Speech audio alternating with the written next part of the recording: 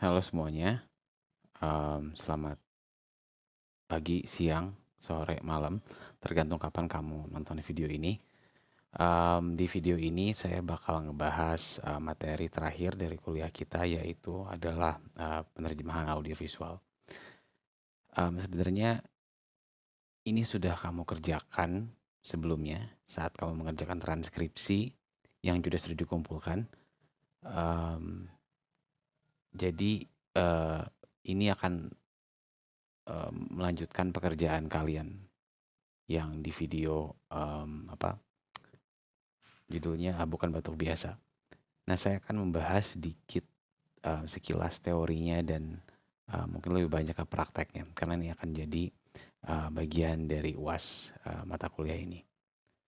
Baik, yang pertama-tama yang perlu kita pahami dan tentunya sudah kita ketahui ya bahwa semua um,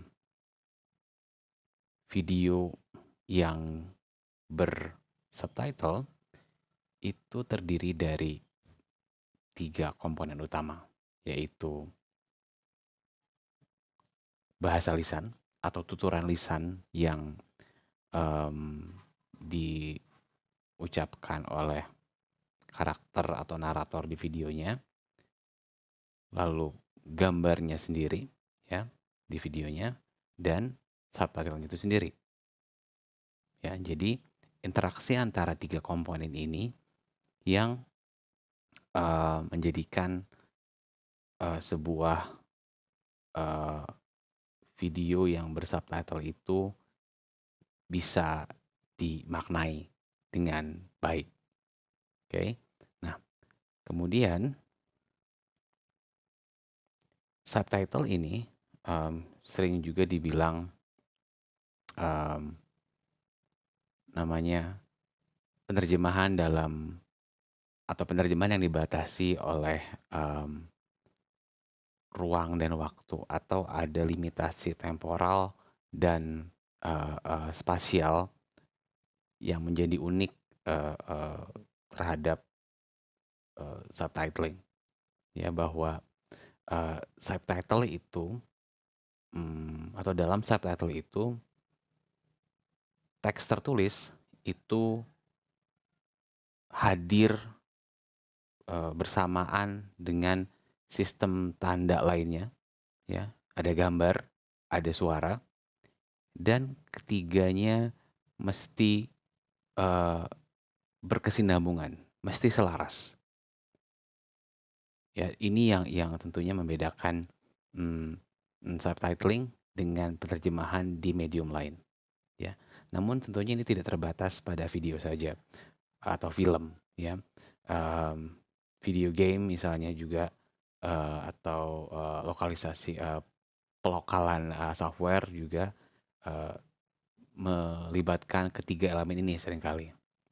Nah, yang juga unik dalam subtitling adalah bahwa si source text dan target text, ya, teks sumber dan teks sasaran itu muncul dalam saat yang sama, ya. Jadi kita anggap saja videonya, filmnya, ya, atau konten dari videonya itu adalah teks, adalah sebuah teks, ya, dan itu source text-nya atau teks sumbernya, dan teks sasarannya adalah subtitle itu sendiri, dan mereka muncul bersamaan, ya. Ini kan tidak terjadi atau tidak ada di penerjemahan dalam medium yang lain, ya. Nah, ini bisa jadi menimbulkan masalah karena terkait dengan gambar dan suara, ya, yang kita anggap teks, ya, si videonya. Karena karena kemunculan yang bersamaan, maka subtitle itu tidak boleh berkontradiksi dengan karakter, kalau ada karakter di videonya, ya, atau ada naratornya, ya, ada penuturnya yang muncul di video, ya. Jadi subtitle itu tidak boleh berkontradiksi dengan apa yang karakter di videonya sedang lakukan atau sedang tuturkan, ya. Dan tentunya penyampaiannya, ya, penyampaian subtitle itu munculnya pertama ya secara teknis, kapan hilangnya, kemudian juga gayanya, ya, itu mesti sesuai dengan yang dituturkan oleh karakter atau narator di videonya.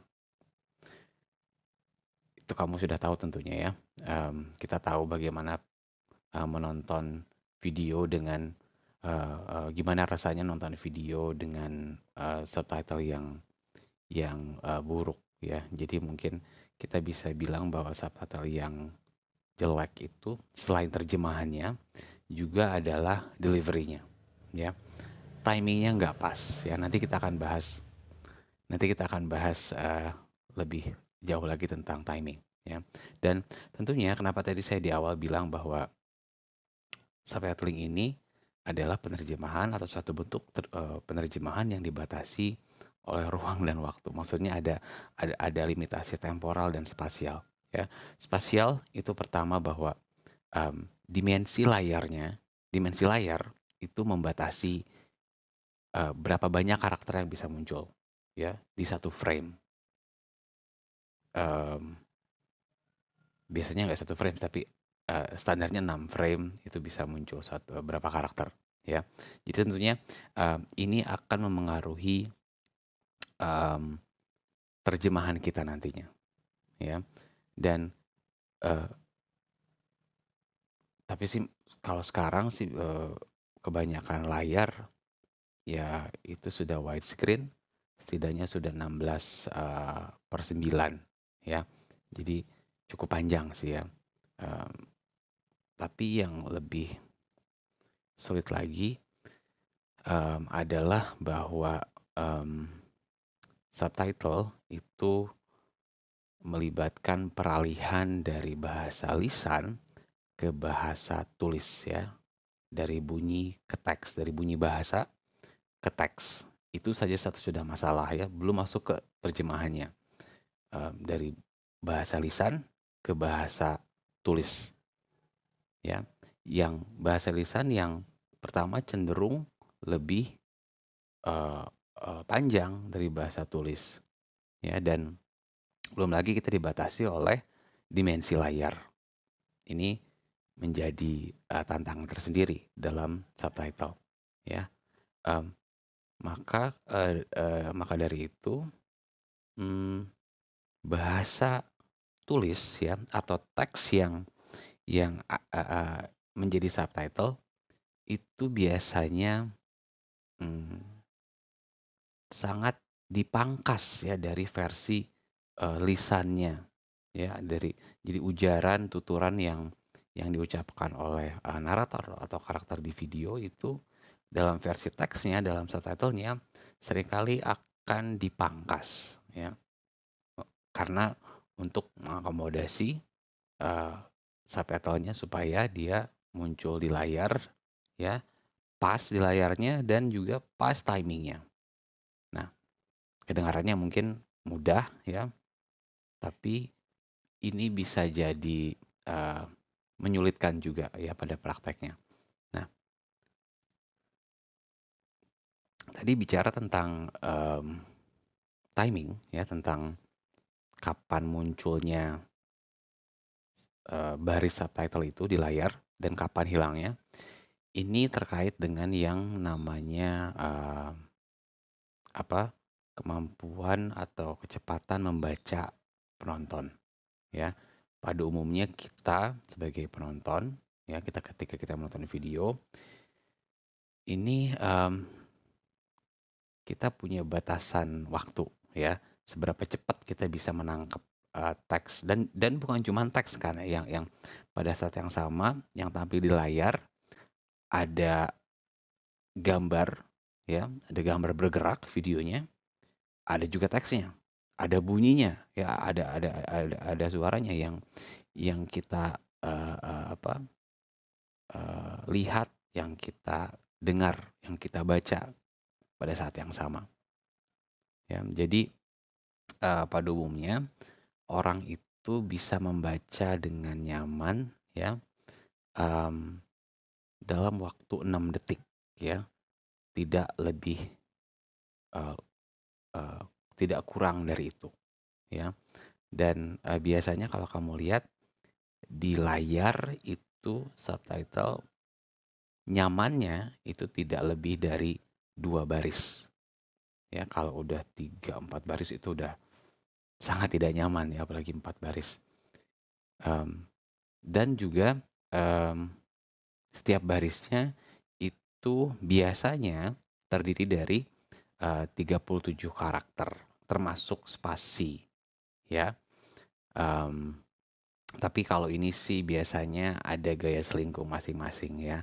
Maksudnya gaya selingkuh itu misalnya kalau kita nerjemahin buat Netflix misalnya, dia punya aturannya sendiri. Ini kalau nggak salah pernah saya tunjukin juga ya, em, gimana Netflix memberlakukan aturan buat para penerjemahnya. Em, jadi tapi pada umumnya satu baris itu terdiri dari 37 karakter. Ya. Ini termasuk spasi ya. Nah, kemudian em, karena adanya batasan-batasan itu, ya maka kita seringkali mesti mereduksi teks, ya. Jadi em, teks subtitle itu tentunya adalah bukan em, terjemahan yang sangat rinci dari teks aslinya, dari teks sumbernya, ya. Eh, saya bilang teks di sini umum ya, sangat-sangat luas ya.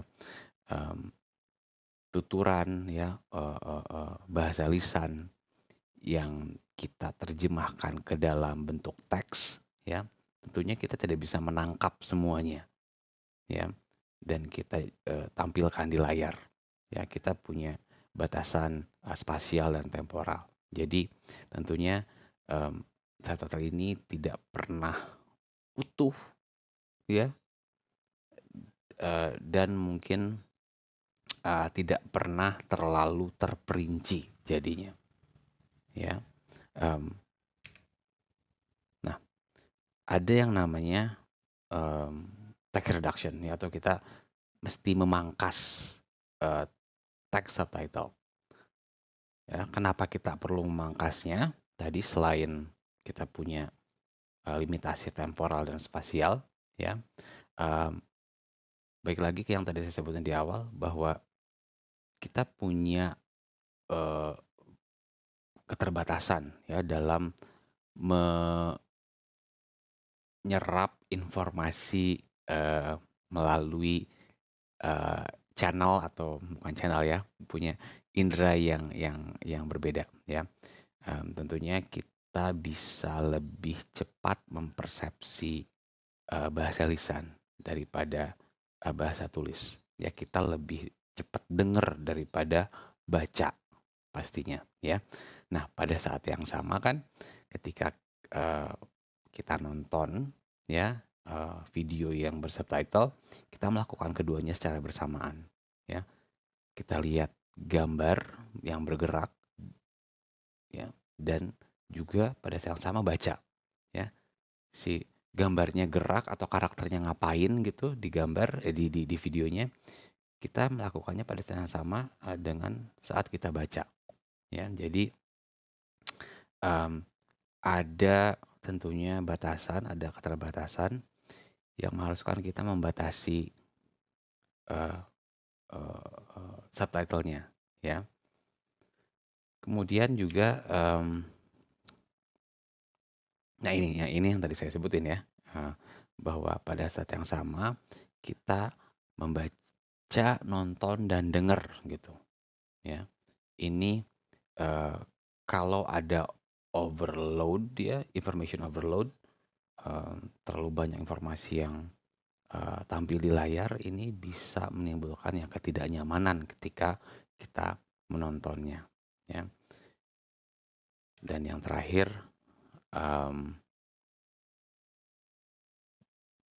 subtitle itu biasanya hanya terdiri dari 2 baris ya.